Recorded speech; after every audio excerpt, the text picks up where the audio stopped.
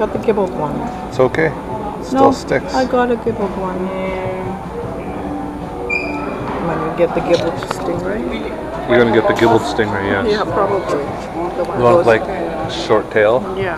Okay, so it's November 6th, and the time change happened this morning, which my alarm clock did not detect. And so Instead of having an hour? Instead of having an hour and a half to prepare, have breakfast, chillax, and get everything going, we had half an hour to get our gears and wake up and get some breakfast on the fly, which they gave us some nice little to-go containers and stuff like that, and we had coffee to go, and now we are just waiting with the rest of our people for the Stingray excursion, heading over to Cozumel, which we're both pretty excited about, except for Whiny Pants here is complaining about a gimped wristband. Look at gibbled. First world problems, I guess. We will be recording and everything else today, and then we're going to hang out at the Cozumel Palace after.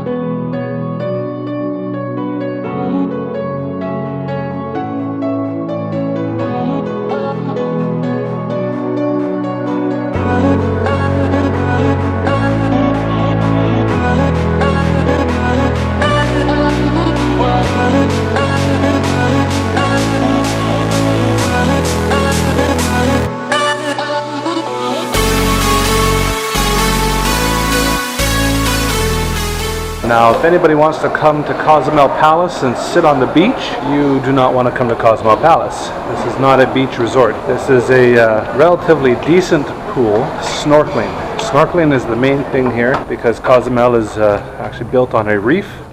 That really is one of the beautiful things about being Palace members, is you can go to any of the Palace resorts, eat and drink and take part in their activities.